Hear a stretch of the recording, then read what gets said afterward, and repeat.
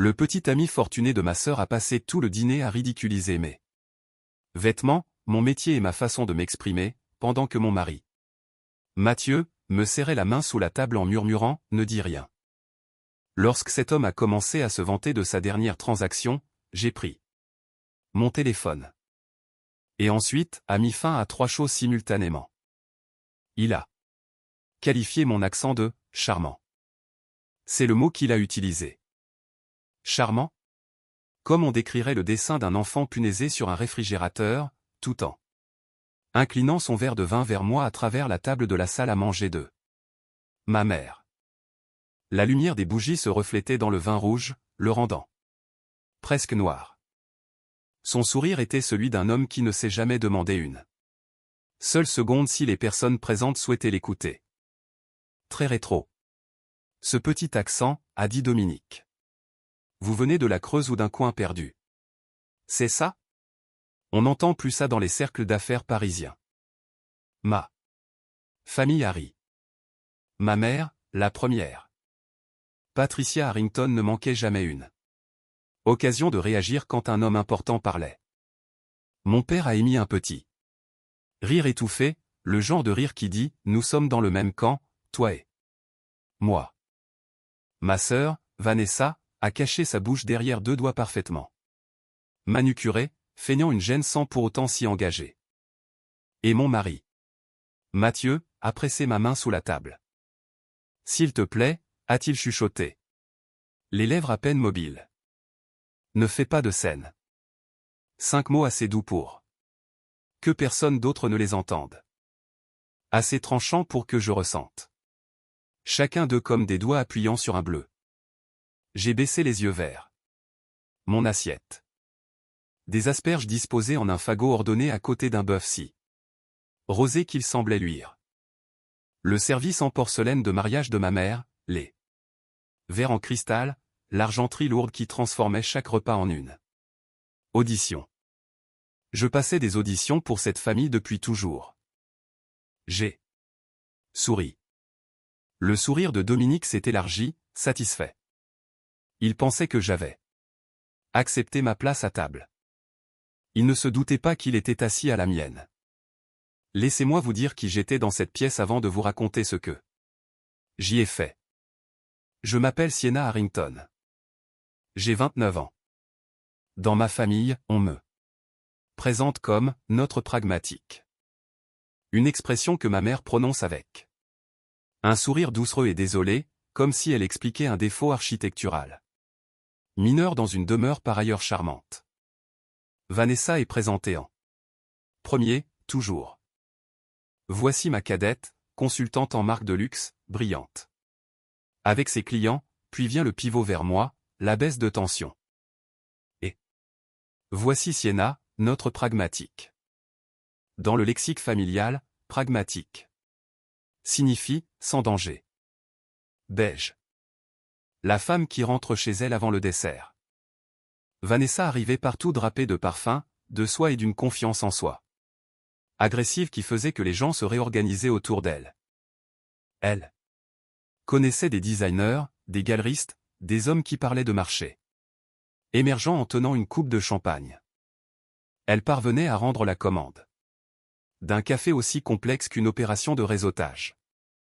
Moi, je maîtrisais la conformité des paix, l'architecture produit, les modèles de réduction des billets, et je savais garder les mains stables quand un serveur plantait à 2h11 du matin alors que 43 employés dépendaient de ma correction.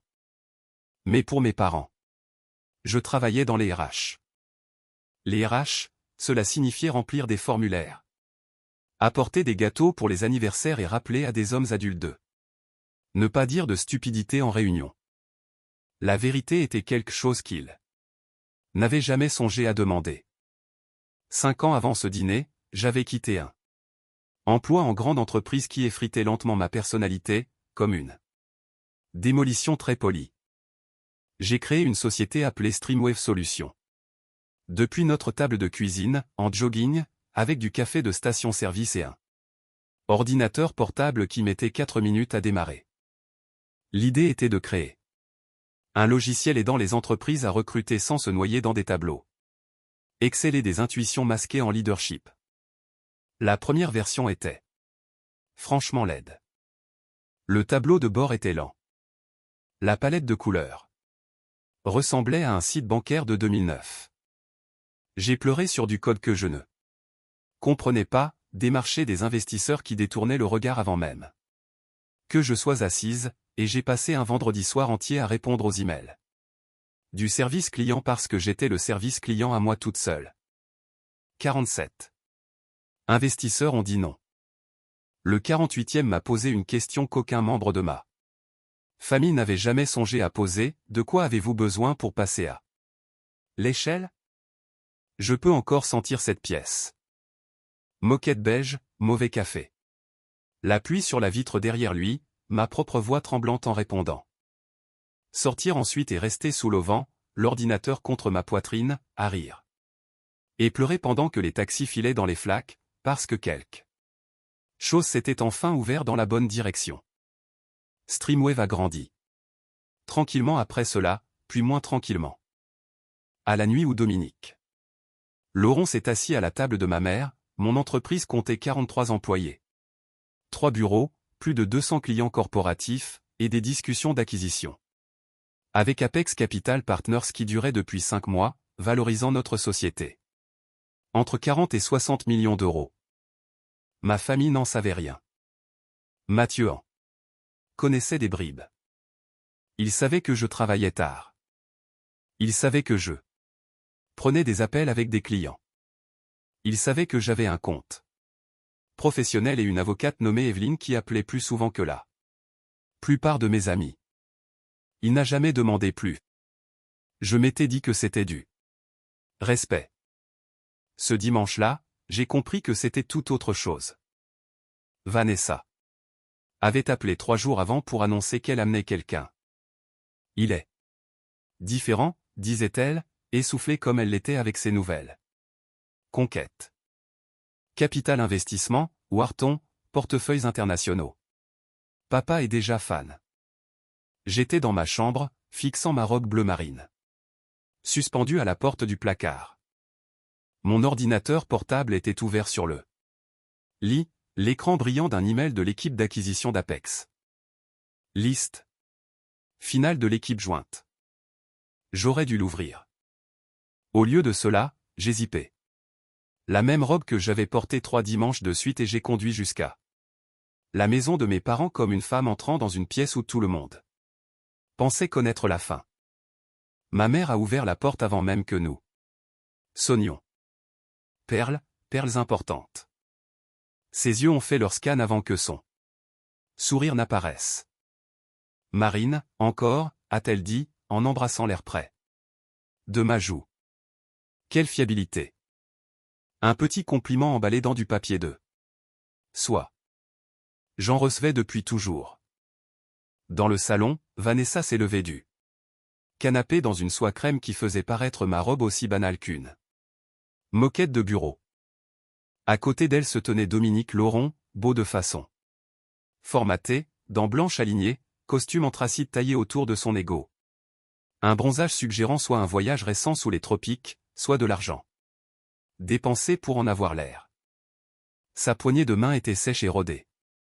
Mon père est entré, un scotch à la main, et a serré la main de Dominique avec une vigueur qu'il n'avait jamais offerte à Mathieu. Ferme, des 2 mains, la poignée de main des hommes qui se reconnaissent entre eux. Apex Capital, a dit mon père comme s'il goûtait quelque chose d'excellent. Vanessa me dit que vous êtes chez Apex, entre autres choses, a dit Dominique avec fluidité. Le nom m'a traversé comme un courant d'air froid sous une porte. Apex m'occupait depuis 5 mois. Je savais que leur directrice générale avait une mèche argentée et tapotait son stylo 3 fois avant de faire une remarque. Je savais que leur associé junior posait les questions les plus tranchantes. J'avais siégé dans leur salle de conférence. J'avais négocié avec leur équipe juridique. Je ne connaissais pas Dominique Laurent. Je n'ai rien dit. J'ai enregistré. J'ai observé.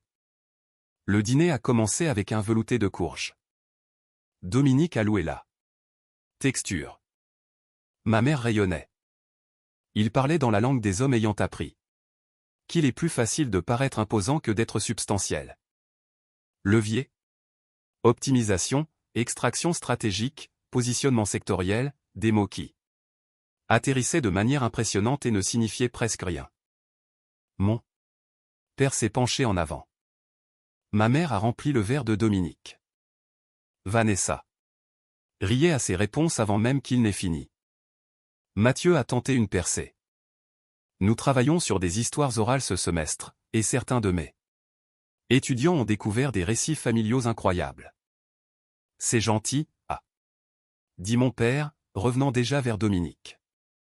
Maintenant, à propos de votre pipeline d'acquisition, les épaules de Mathieu se sont affaissées d'un centimètre. J'ai senti la colère familière remuer quelque part au fond de moi. Puis Dominique s'est tourné vers moi. Alors, Sienna, a-t-il dit avec le sourire d'un homme faisant l'aumône. Parlez-moi de votre petit monde des RH. La salle à manger semblait soudain plus froide. Il m'a expliqué mon métier entre deux bouchées de l'entrecôte coûteuse de ma mère. Les ressources humaines sont nécessaires, évidemment, a-t-il dit. Mais la vraie stratégie se passe au-dessus. Croissance, capital, positionnement. Les gens sont généralement impliqués dans la croissance, ai-je dit, créant un rire nerveux autour de la table. Ma mère l'a sauvé avec une rapidité déconcertante. Sienna a toujours préféré la stabilité. Elle n'est pas imprudente. Mon père a hoché la tête sur la tolérance au risque. Vanessa m'a lancé le sourire compatissant que je détestais le plus. Celui qui disait qu'elle me pardonnait d'être insignifiante. Mathieu fixait son assiette. Dominique a qualifié ma robe de « classique », puis de « intemporelle », puis de « rafraîchissante et modeste ». Chaque mot était une petite boîte dans laquelle il m'enfermait. Il a dit à Mathieu qu'il devrait quitter l'enseignement pour le conseil privé. Même expertise, meilleure. Emballage, a-t-il lancé, en ricanant quand Mathieu a répondu qu'il aimait enseigner. Bien sûr, la passion compte, jusqu'à ce que le crédit immobilier tombe. Ma fourchette a cliqueté contre l'assiette. La main de Mathieu s'est posée sur mon genou sous la table. Pas du réconfort, de la contention. Le dessert est arrivé, tiramisu et vaisselle en cristal. Ma mère a cité le nom de la pâtisserie avant que quiconque n'ait goûté. J'étais assise avec mon café qui refroidissait et j'observais un homme passer 2 heures à utiliser la richesse comme un maître ruban. Et je mesurais la distance entre qui j'étais à cette table et qui j'étais à chaque autre heure de ma vie. Puis vint l'accent. Charmant, a dit Dominique sur un ton rétro. Tout le monde a ri. Ma mère, qui avait payé des cours d'élocution quand j'avais 14 ans parce qu'elle disait que je gobais mes voyelles. Mon père, Vanessa, toute la pièce baignée de lumière, tombant d'accord sans le dire que j'étais là, touche locale, dans un décor qui m'avait dépassé. Mathieu a serré ma main. Ne fais pas de scène. Je l'ai regardé. Il était pâle, non pas par gêne pour Dominique.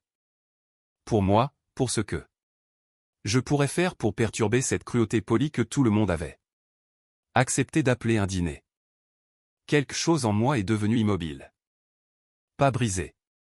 Immobile. Les choses brisées se dispersent. Les choses immobiles attendent. Puis, Dominique s'est adossé avec son verre de vin et a lâché la phrase.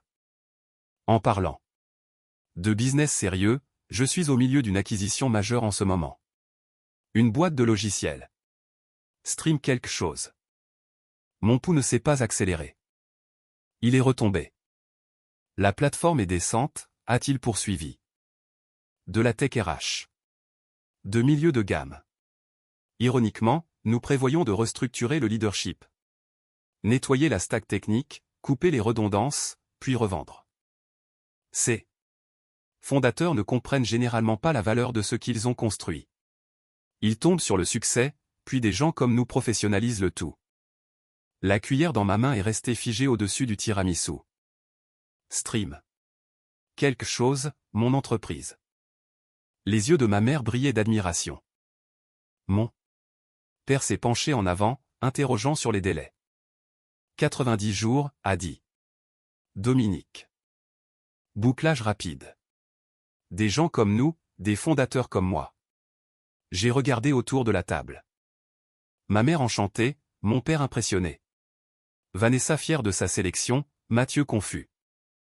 Personne ne savait que l'homme qui performait une transaction à laquelle il ne participait pas parlait des 43 employés que j'avais embauchés, des 200 clients que j'avais conquis, du produit dont j'avais écrit le code moche dans ma cuisine en vieux jogging. Mais moi, je savais. Et pour la première fois de la soirée, j'ai souri pour moi-même. Dominique. Ma voix a traversé la pièce comme une chaise raclant le carrelage. Dans un restaurant. Chaque tête s'est tournée. Même les bougies semblaient s'être arrêtées. Dominique a cligné des yeux. Oui. Quel cabinet? Avez-vous dit? Il s'est repris avec aisance. Apex Capital Partners. Et vous dirigez l'acquisition de Streamwave. C'est exact, a-t-il répondu. Amusé. Vous connaissez quelqu'un là-bas? Vanessa a ri sous cap. Ma mère m'a lancé un regard qui signifiait « N'humilie pas cette famille ». Mathieu s'est agité sur son siège. J'ai posé ma cuillère. L'argent a fait un petit son. Finale contre la soucoupe. Quelque chose comme ça, ai-je dit. J'ai ouvert mon téléphone. J'avais organisé les dossiers il y a des mois. Audit Apex, équipe d'acquisition, correspondance juridique, divulgation d'emploi. Mes doigts naviguaient sans se presser. J'ai trouvé la liste de l'équipe, papier à en tête. Officiel d'Apex, date actuelle, chaque employé impliqué dans les négociations. Streamwave. J'ai tourné l'écran vers Dominique. C'est étrange, ai-je dit. Parce que je suis la fondatrice et CEO de Streamwave Solutions. Je négocie avec Apex depuis 5 mois. Votre nom n'est pas dans l'équipe d'acquisition. Le silence était celui qui s'installe quand quelque chose de cher se brise. Le sourire de Dominique n'a pas disparu immédiatement. Il a d'abord tremblé, puis a commencé à se fissurer sur les bords, comme la glace qui craque du centre vert. L'extérieur avant que quoi que ce soit ne tombe. Ma mère me fixait comme si j'avais commencé à parler une autre langue. Les yeux de mon père sont tombés sur le téléphone. Vanessa a dit « Quoi ?» dans un souffle à peine audible. Mathieu s'est figé totalement. J'ai fait défiler. Directeurs généraux, conseil juridique, analyste, équipe technique, consultant en intégration. J'ai levé les yeux. Non, pas de Dominique Laurent. Il s'est raclé la gorge. Les structures d'acquisition sont complexes. Tout le monde n'apparaît pas sur chaque document interne. Ce ne sont pas des résumés internes, ai-je dit. Ce sont les listes officielles envoyées directement à moi en tant que CEO. La rougeur a monté à travers son bronzage. J'ai ouvert le deuxième document. De plus, selon les déclarations publiques, vous n'avez pas travaillé chez Apex. Depuis 6 mois. Le verre de vin de ma mère a tremblé. Une fine ligne rouge a glissé sur le calice et a touché son doigt. La voix de Dominique a changé de registre. Il a perdu son velours. Vous ne savez pas de quoi vous parlez. J'ai tourné l'écran vers toute la table. Divulgation de licenciement. Ai-je dit. Déposé après qu'Apex l'ait renvoyé pour faute grave. Fausse. Représentation d'implication dans des deals. Falsification de rapports clients. Appropriation de crédit pour des acquisitions où il n'avait aucun rôle.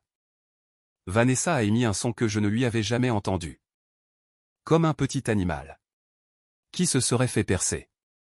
Dominique s'est levé, sa chaise raclant violemment le sol. C'est totalement hors contexte. Quel contexte rend la fraude acceptable, ai-je demandé. Personne n'a ri. Les bougies continuaient de brûler. Le lustre bourdonnait. Dehors, une voiture passait dans la rue. Mouillée, les pneus chuchotant sur le bitume. Le monde ordinaire continuait. Pendant que celui, si soigneusement construit, à cette table, se décousait aux coutures. Mon père a lu le document sur mon téléphone avec la concentration d'un homme voyant son propre jugement s'effondrer. Tu as dit que tu étais directeur général, a chuchoté Vanessa. Tu as dit que tu avais été promu. Dominique a cherché à attraper son bras. Vanessa, bébé, non, elle s'est reculée. Ne m'appelle pas comme ça. Il s'est tourné vers mes parents, désespéré. Madame Harrington, je peux expliquer. Sienna est clairement bouleversée. Peut-être qu'elle a mal compris, j'ai ri. Cela a surpris tout le monde, moi y compris. J'ai construit la société que vous venez de qualifier de milieu de gamme, ai-je dit. J'ai écrit le premier code à ma table de cuisine.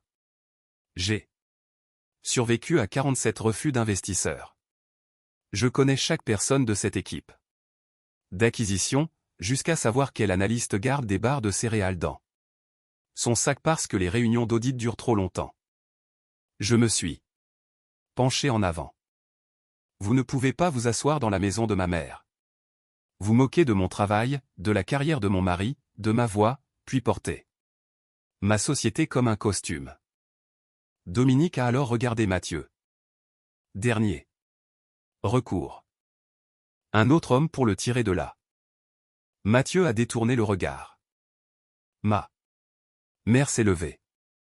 Sa chaise a à peine fait un bruit. Elle n'avait pas besoin de volume. Patricia Harrington opérait depuis 30 ans avec l'autorité d'une femme, contrôlant la pièce par la seule atmosphère. Sortez de chez moi, a-t-elle dit. Patricia, attendez, il a regardé Vanessa une dernière fois. Elle pleurait. Le mascara traçait des sillons sur ses deux joues, les bras croisés. Sur sa poitrine comme si elle essayait de retenir quelque chose qui était déjà parti. Il a attrapé son manteau et s'est dirigé vers la porte d'entrée. Elle s'est ouverte, refermée, et dans le silence qui a suivi, chaque personne à table s'est tournée pour me regarder. Pendant 29 ans, j'avais été invisible à cette table. Maintenant, j'étais la seule chose dans la pièce. Personne n'a parlé pendant un long moment. Mon père a raté son verre en versant le scotch. Le liquide ambré a coulé sur sa main. Il n'a pas remarqué. Vanessa fixait le seuil vide. L'horloge ancienne dans le couloir tic-taquait avec l'obscénité spécifique du son qui continue alors que tout le reste s'est arrêté. Tu es là. Suyo, a dit ma mère. Oui. De Streamwave Solutions? Oui. Mon père a levé les yeux. La valorisation, bien sûr. Les chiffres d'abord, la douleur. Après, si jamais. Entre 40 et 60 millions, ai-je dit, selon l'offre que nous acceptons. Le mot « million » a traversé la table comme un orage pour lequel personne n'était habillé. Pourquoi ne nous l'as-tu pas dit, a demandé ma mère. Je l'ai regardé attentivement. Il y avait tant de réponses. Parce que vous m'appeliez, pragmatique, comme si c'était un lot de consolation. Parce que papa m'interrompait à chaque fois que je parlais de quelque chose de réel. Parce que le sac à main de Vanessa recevait plus de questions que ma carrière. Parce que la seule fois où j'ai mentionné construire quelque chose par moi-même, vous m'avez dit que la stabilité m'allait bien. Ce qui était votre façon de dire que l'ambition ne m'allait pas. Je lui ai donné la chose vraie la plus limpide que j'avais. Vous n'avez jamais demandé. Elle a tressailli. Bien. Certaines vérités doivent atterrir avant d'être adoucies. Mathieu a cherché ma main sous la table. Cette fois, j'ai retiré la mienne. Il l'a remarqué. Son visage a changé, juste un peu. Juste assez. Sienna, a-t-il chuchoté. J'ai besoin d'air. Le couloir était plus froid. Je suis passé devant les photos de famille dans des cadres en argent. Vanessa à la remise des diplômes. Vanessa à des galas de charité. Vanessa au dîner du club de golf. J'étais sur certaines d'entre elles, techniquement, au bord, à moitié. Tourné, une épaule en arrière-plan. Mathieu m'a suivi dans l'entrée. On peut parler? Je lui ai fait face sous le lustre. Le même lustre que ma mère avait un jour qualifié de « sobre », bien qu'il soit approximativement de la taille d'une petite planète. Tu m'as dit de ne pas faire de scène, ai-je dit. Il a fermé les yeux. Je sais.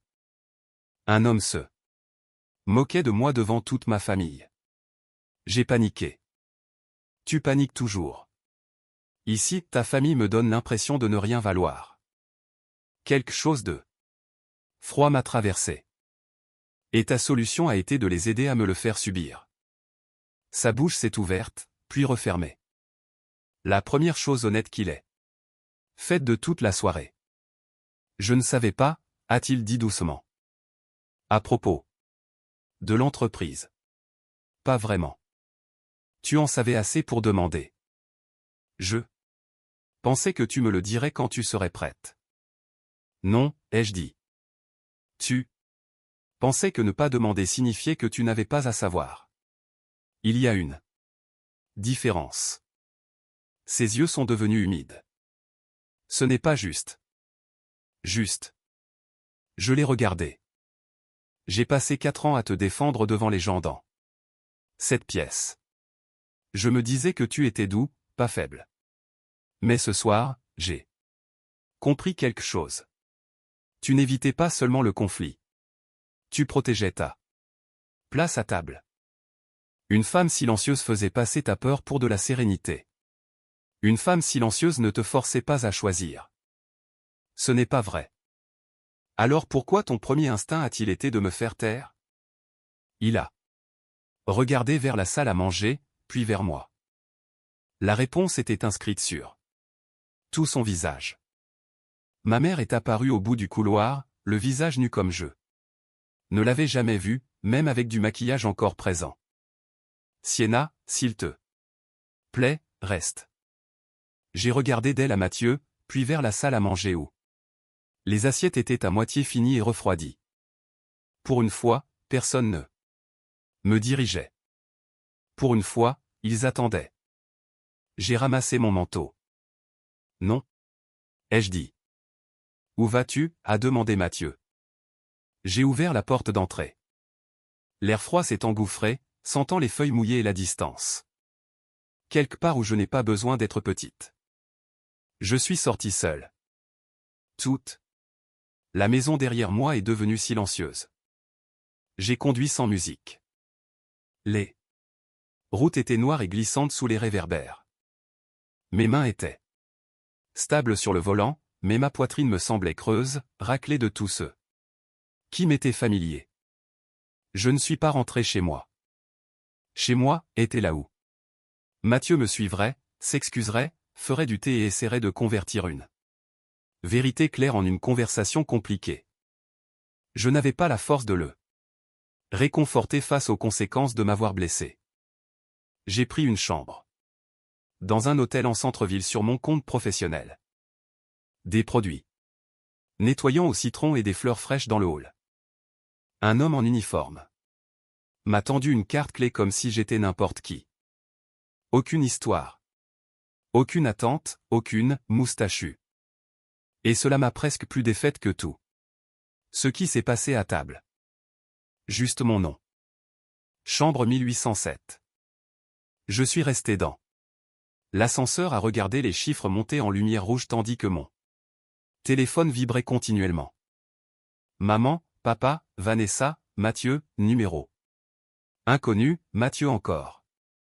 Je l'ai retourné face contre le bureau de l'hôtel et je me suis assise sur le bord du lit en nuisette, et j'ai pleuré de cette façon. Laide et spécifique que je ne m'autorise jamais devant les autres. La bouche ouverte, une main pressée contre mon estomac, parce que le deuil a un corps et que le mien portait trop de choses depuis trop longtemps. J'ai pleuré pour la jeune fille qui s'exerçait à dire « oh » sans accent rural parce que sa mère disait que les gens le remarquaient. J'ai pleuré pour chaque dîner où j'avais ri. Aux blagues visant à me rabaisser, juste pour garder la soirée fluide. J'ai pleuré pour 4 années passées à croire qu'un mari qui m'aimait silencieusement en privé suffisait, même s'il ne me défendait pas en public. Vers minuit, j'ai vérifié le téléphone.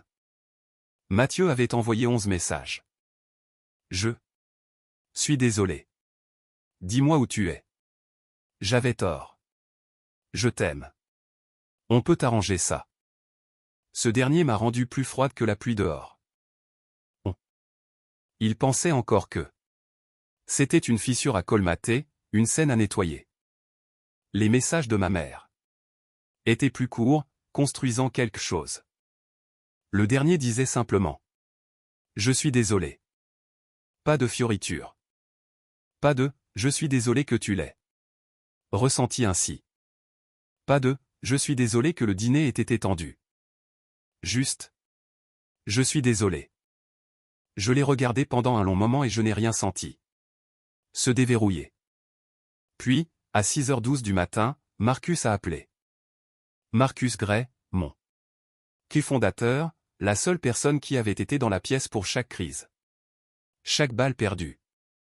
Chaque nuit où nous avions presque tout arrêté. Il n'appelait jamais avant 7h, sauf si le bâtiment brûlait. Tu es en tendance, a-t-il dit.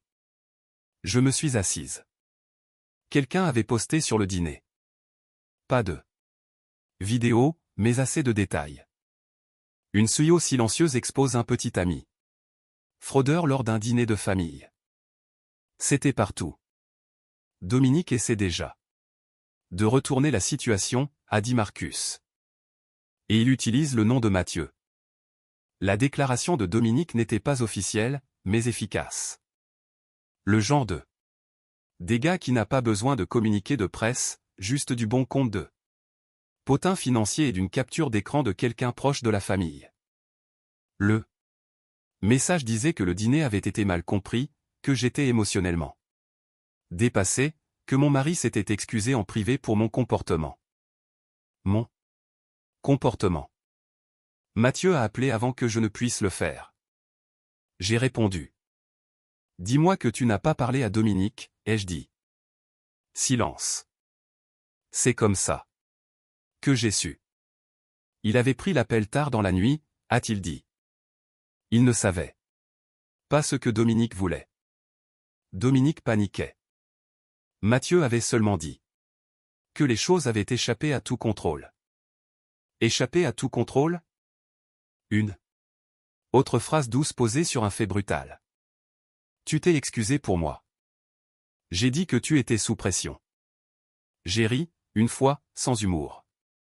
Dominique avait passé une soirée à me ridiculiser. Mathieu avait passé 4 ans à me demander de l'absorber.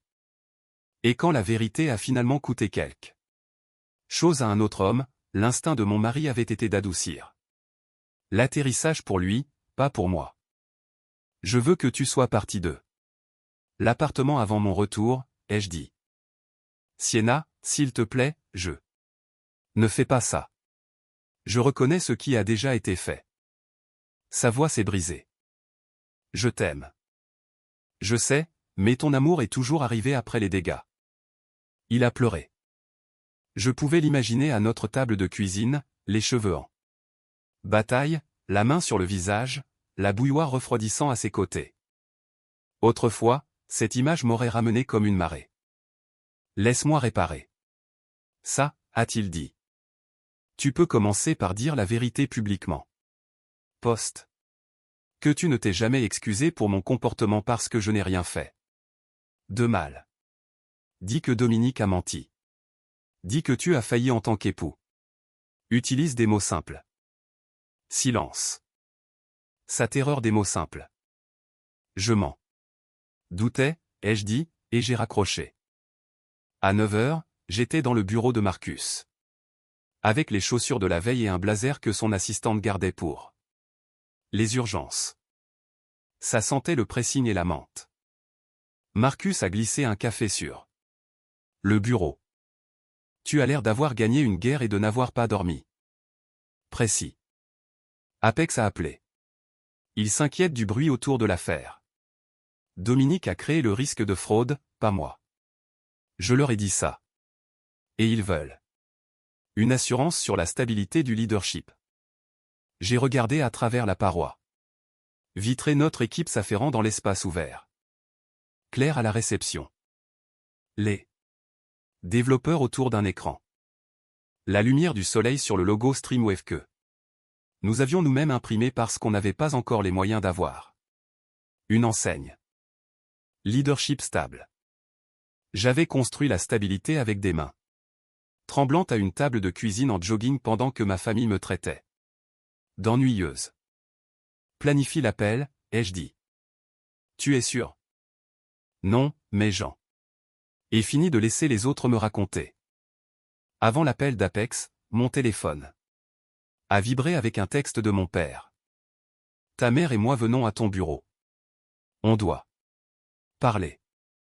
Les portes de l'ascenseur se sont ouvertes derrière la vitre avant que je ne puisse répondre. Mes parents sont sortis ensemble, traversant le hall 2.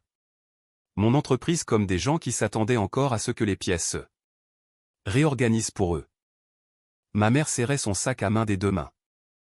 La mâchoire de mon père était crispée. Pour la première fois en 29 ans, je ne me suis pas levé pour les accueillir. Ils avaient l'air plus petits dans mon bureau qu'ils ne l'avaient jamais été chez eux. À la maison, ils avaient l'avantage des lustres. Le vin versé avant que quiconque ne puisse refuser. 30 ans de mise en scène soigneuse qui disait, cette famille a de la substance. Et du goût. Ici, sous la lumière crue d'un bureau avec le nom de mon entreprise sur le mur derrière moi, il ressemblait à des visiteurs qui s'étaient trompés d'étage. Mon père a remarqué le logo en premier. Ses yeux y sont restés une demi-seconde de trop. Ma mère a remarqué les employés, les salles de conférence en verre, les gens faisant du vrai travail en temps réel.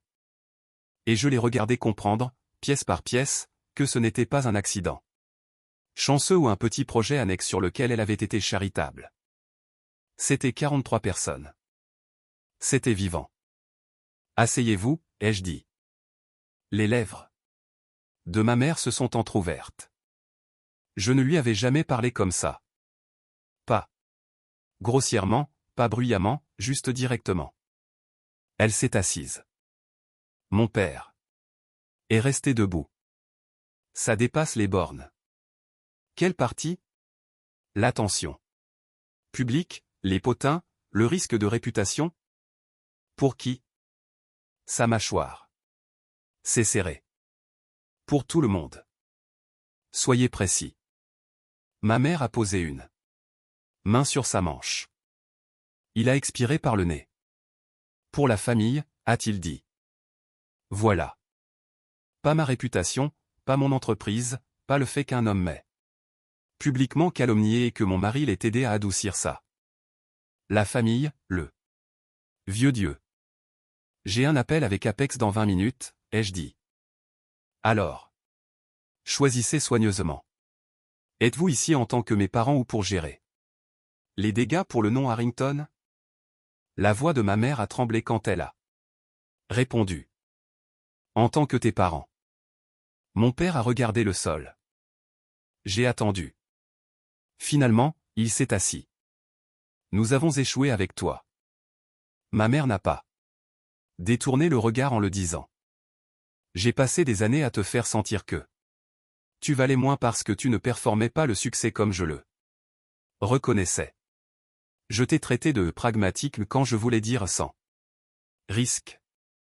J'étais fier de Vanessa pour son côté impressionnant et j'ai ignoré que vous faisiez toutes les deux des numéros pour moi au lieu de vivre. Mon père s'est frotté le visage. Il avait l'air plus vieux qu'il y a 48 heures. J'ai mal évalué ma propre fille, a-t-il dit doucement. J'ai jugé la valeur. Toute ma vie et je me suis totalement trompé sur celle-ci. Quelque chose dans ma poitrine a douloureusement palpité. Pas ouvert, juste palpité. Je crois que... Vous êtes désolé, ai-je dit. Ma mère a cherché ma main. J'ai retiré la mienne du bureau avant qu'elle ne l'atteigne. Son visage s'est effondré. Mes êtres. Désolé ne me réinstalle pas dans le système familial tel qu'il était, ai-je dit. Je ne reviendrai pas au dîner du dimanche ou quelques larmes. Efface 29 ans. Je ne deviendrai pas votre rédemption. Je ne suis pas la preuve que vous êtes meilleur maintenant. On n'attend pas ça, a-t-elle chuchoté. Si, vous le faites. Vous ne savez juste pas encore que vous le faites. Mon père m'a regardé avec quelque chose que je n'ai pas reconnu immédiatement. Puis si. C'était le regard d'un homme qui a posé les mauvaises questions toutes sa vie et qui vient de s'en rendre compte. Que veux-tu, a-t-il dit. Marcus a levé 2 doigts à travers la vitre. Apex dans 15 minutes. De là. Distance, ai-je dit.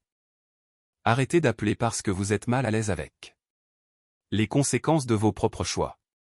Laissez Vanessa découvrir qui elle est. Sans m'utiliser comme point de référence. Ne parlez pas de moi à vos amis, vos clubs, quiconque. Quand vous aurez fait cela assez longtemps pour que ce soit sincère, je vous le ferai savoir. Et Mathieu, a demandé ma mère. Le nom est entré dans la pièce comme de la fumée. Je lui demande de quitter l'appartement. Mon père a froncé les sourcils. Le divorce est une décision grave, 4 ans de lâcheté publique aussi. Claire a frappé à la vitre. Apex est prêt. Je me suis levé. Mes parents se sont levés automatiquement. Réflexe d'une vie entière passée dans des pièces qu'ils dirigeaient. Mon père a regardé vers la salle de conférence, puis vers moi. Est-ce que tu vas t'en sortir? Pour une fois, la question semblait réelle. Pas d'évaluation, pas de doute, juste un père effrayé. J'ai ramassé mon ordinateur. Je l'étais déjà. Ai-je dit. Vous ne le saviez juste pas. L'email de Dominique à Apex était parti ce matin-là. Objet, clarification formelle concernant des allégations fausses. Il prétendait qu'il avait consulté informellement sur le deal Streamwave, que j'avais mal interprété une conversation informelle au dîner, que son renvoi d'Apex était mutuel et sans rapport avec l'éthique. Et puis son pire coup, celui qui lui coûterait tout. Il insinuait que le leadership de Streamwave pourrait être instable parce que sa CEO avait laissé un conflit familial personnel influencer son jugement professionnel. Evelyne, mon avocate, se connectant par vidéo depuis New York, l'a lu à l'écran avec un rouge à lèvres. Rouge vif est l'expression d'une femme qui apprécie sincèrement cette partie du travail. Bien, a-t-elle dit. Marcus l'a regardé. Bien.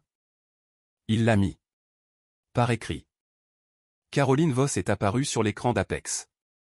Mèche argentée. Carnet bleu. Stylo tapotant 3 fois avant qu'elle ne parle. Sienna, nous avons reçu l'email de Monsieur Laurent, a-t-elle commencé. Nous voulons être clairs. Apex n'a aucune relation en cours avec Dominique Laurent. Il a été licencié pour faute. Alors j'ai besoin de cela par écrit aujourd'hui. J'ai aussi besoin de la confirmation écrite qu'il n'a eu aucun rôle, formel ou informel, dans l'acquisition de Streamwave. Je veux qu'Apex notifie chaque destinataire de son email que ces déclarations sont fausses, et je veux une clause d'indemnité révisée protégeant Streamwave contre toute responsabilité liée à ces fausses déclarations. Marcus m'a jeté un coup d'œil en biais avec quelque chose proche de la fierté. Caroline m'a étudié à travers l'écran. C'est une demande significative. L'être traîné publiquement dans un récit de fraude par votre ancien employé l'était aussi.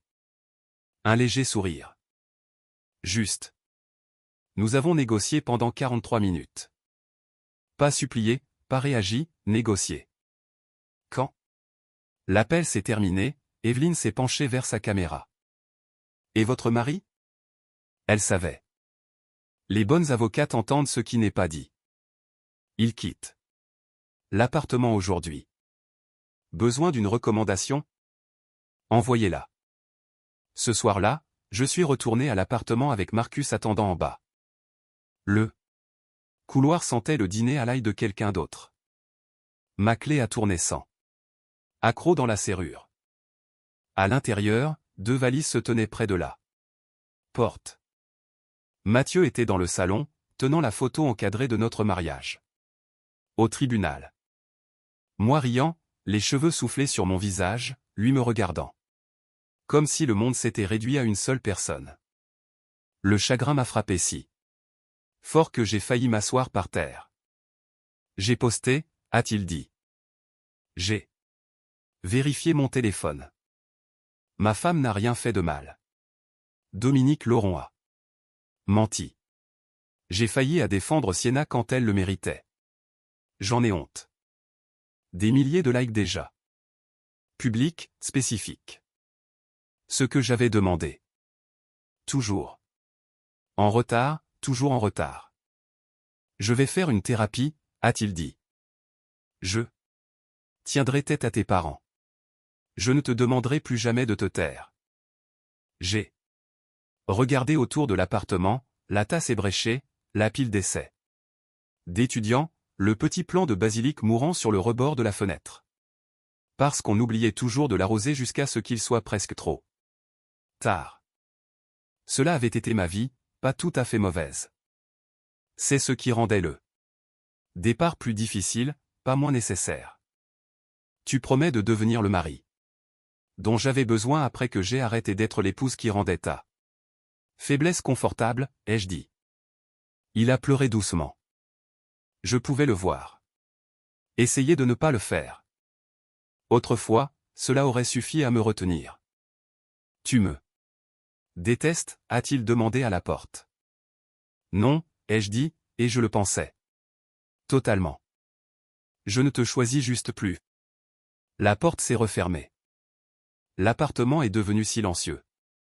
Puis le numéro de Dominique a envoyé un message d'une ligne inconnue, tu crois que tu as gagné?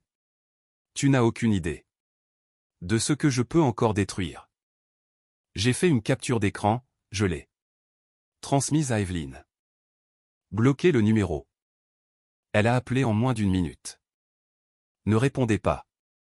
Les hommes comme Dominique comptent sur la honte privée. A-t-elle dit. Vous n'êtes plus privé. Au matin, Apex avait publié ça. Déclaration.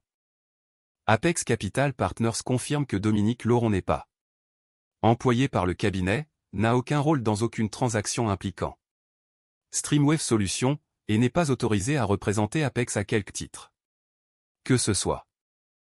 Propre, final, public. Le site de conseil de Dominique a disparu. L'après-midi même. Son LinkedIn s'est éteint. Ses anciens collègues ont arrêté de répondre à ses appels. Une newsletter financière a repris l'histoire avec un titre qui n'avait besoin d'aucun commentaire. À 15 h, Vanessa m'a envoyé une capture d'écran de Dominique essayant de la joindre 12 fois. Tu as répondu? Ai-je demandé. Non. Je voulais le faire. Pas parce qu'il me manque, mais parce que je voulais savoir comment j'avais été assez stupide pour le croire. Tu n'étais pas stupide, ai-je écrit en retour. On t'avait entraîné à valoriser l'emballage plutôt que la personne. Nous deux.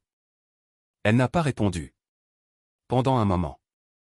Puis, je suis désolé, j'ai ri au dîner. Ses excuses atterrissaient différemment de celles de mes parents. Moins polies, moins désespéré d'être pardonné. J'ai tapé, je sais. Pas, je te pardonne. Pas, ce n'est pas grave. Parce que ce n'était pas grave, mais c'était honnête, ce qui était la seule monnaie que je souhaitais utiliser désormais. 3 semaines plus tard, les conditions d'Apex ont changé. Ils sont revenus. Plus forts, mais je ne voulais plus vendre le contrôle. Pas totalement. Le bruit avait apporté de l'attention, de nouveaux clients, de nouveaux investisseurs, et quelque chose que je n'avais pas attendu, des emails de femmes fondatrices. Écrivant à minuit, je pensais que j'étais la seule. La plateforme, qui avait commencé comme un code moche sur une table de cuisine, était enfin vue à sa pleine échelle. Alors, j'ai négocié un partenariat de croissance plutôt qu'une vente. Du capital sans capitulation, de l'expansion sans effacement. Lors de la réunion finale, Caroline Voss a dit « Vous réalisez que la plupart des fondateurs auraient pris l'argent initial et seraient partis. J'ai passé trop de temps à me faire marcher dessus, ai-je dit.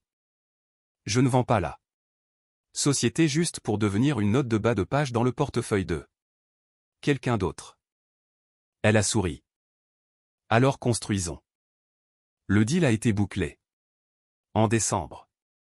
Pas de Dominique, pas de spectacle familial, pas de Marie Amé. Côté pour les photos.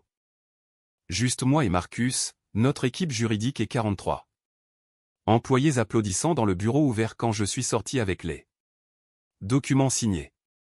Claire, de la réception, a fait sauter du champagne de supermarché parce que c'était ce qu'on avait dans le frigo. Quelqu'un a mis de la musique trop fort. Marcus m'a serré assez fort pour que mes côtes protestent. Tu l'as fait, a-t-il dit. À travers la vitre, je pouvais voir la neige commencer à tomber sur la ville. J'avais passé des années à imaginer que le succès ressemblerait à des applaudissements des gens qui doutaient de moi. Comme une justification livrée en volume. Ça ne ressemblait pas à ça. Ça ressemblait à des clés dans ma propre main. Quand ma mère a envoyé « Nous sommes si fiers de toi, ma chérie », j'ai regardé l'écran pendant un long moment. Merci, ai-je écrit. Rien de plus. Parce que la fierté, comme l'amour, signifie quelque chose de différent quand elle n'arrive qu'après la preuve. En janvier, ma vie était méconnaissable de manière silencieuse. Nouveau condo, à 15 minutes. Du bureau, assez haut pour que le trafic ressemble à de la météo. Première nuit. Là-bas, j'ai dormi sur un matelas au sol parce que les meubles n'étaient pas arrivés. Des nouilles à emporter dans leur carton. La neige brouillant les lumières de la ville derrière la fenêtre. Personne pour me dire de ne pas faire d'histoire. Personne pour être déçu par le volume de ma voix. Le silence a semblé étrange au début, puis il a semblé propre. Mathieu a signé les papiers de séparation en février. Nous nous sommes rencontrés dans le café près du tribunal où nous avions l'habitude d'acheter des roulés à la cannelle après les rendez-vous chez le dentiste parce que l'âge adulte méritait de petites récompenses. Il s'était laissé pousser une barbe qui ne lui allait pas.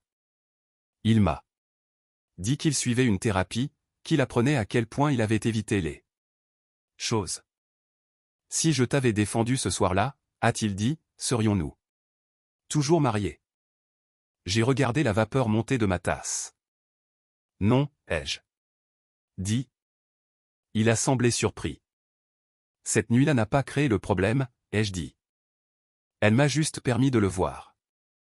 Il a hoché la tête, chaque mot atterrissant comme quelque chose qu'il avait déjà suspecté et espéré faux. J'espère que tu seras heureuse un jour, a-t-il dit.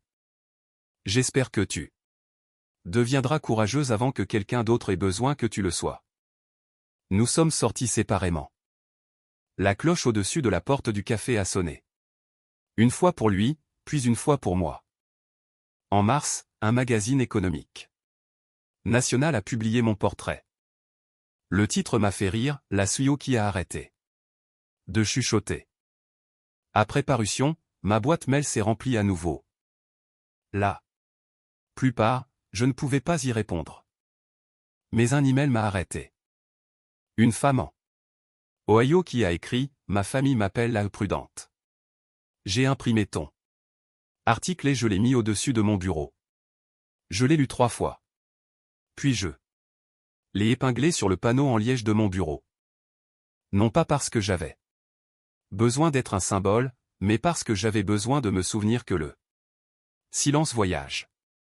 Et le moment où il se termine aussi. 6 mois après ce dîner. Je me tenais en coulisses lors d'une conférence sur le leadership féminin à Chicago, écoutant la pluie sur le toit du centre de congrès. 800 personnes de l'autre côté du rideau. Marcus m'a tendu un gobelet en carton de café. Nerveuse, a-t-il demandé. Oui. Bien. Ça veut dire que tu n'es pas morte. Inspirante, comme toujours. Il a tapoté son gobelet contre le mien. Va faire une scène. L'animatrice m'a présenté comme fondatrice et CEO de Streamwave Solutions. Elle a mentionné le partenariat de croissance, l'expansion, les outils d'équité dans l'embauche. Elle ne m'a pas appelé la fille de quelqu'un, la sœur de quelqu'un, l'épouse de quelqu'un, ou la femme calme d'un dîner viral. Je suis entré dans la lumière, j'ai posé mes notes sur le pupitre, je les ai poussées sur le côté. J'avais l'habitude de penser qu'être sous-estimé était quelque chose qui m'arrivait, ai-je dit. Maintenant, je pense que c'était aussi quelque chose que j'avais été entraîné à accepter. La salle est devenue vivante de silence, un silence d'écoute. Je leur ai parlé de construire en silence. Pas la version, potin, la vraie. Le tableau de bord moche. Les 47 refus. Les nuits où mes yeux brûlaient. La façon dont j'avais pris l'invisibilité pour de la sécurité, parce que la visibilité avait toujours eu un coût que je ne savais pas comment arrêter de payer. Je n'ai pas nommé Dominique. Il ne méritait pas la scène. Je n'ai pas nommé Mathieu non plus. Certaines histoires appartiennent à la personne qui y a survécu, pas aux gens qui ont forcé la leçon. Je ne crois pas que chaque insulte nécessite une réponse, ai-je dit. Mais je crois que chaque femme devrait connaître la différence entre la paix et l'effacement de soi. La paix vous laisse respirer. L'effacement de soi vous apprend à retenir votre souffle pour que personne d'autres ne se sentent mal à l'aise. Une femme au 3e rang a essuyé ses yeux. Ma gorge s'est serrée, ma voix a tenu. J'ai perdu certaines choses en élevant la voix. J'ai perdu la version de mon mariage qui ne fonctionnait que quand je restais petite. J'ai perdu la version de ma famille qui m'aimait le mieux quand j'étais facile à ignorer. J'ai fait une pause. Mais j'ai gagné. Moi-même. Et je n'appellerai jamais cela une perte. Les applaudissements sont venus lentement, puis tous d'un coup, comme les meilleures choses. Cette nuit-là, dans ma chambre d'hôtel, je me suis tenu près de la fenêtre en regardant Chicago en contrebas. Rue mouillée, phare en mouvement, la ville. Faisant ce que font les villes sans demander la permission. Mon téléphone a vibré. Vanessa, j'ai vu des extraits du discours. Pas parce que tu étais impressionnante, mais parce que tu étais toi.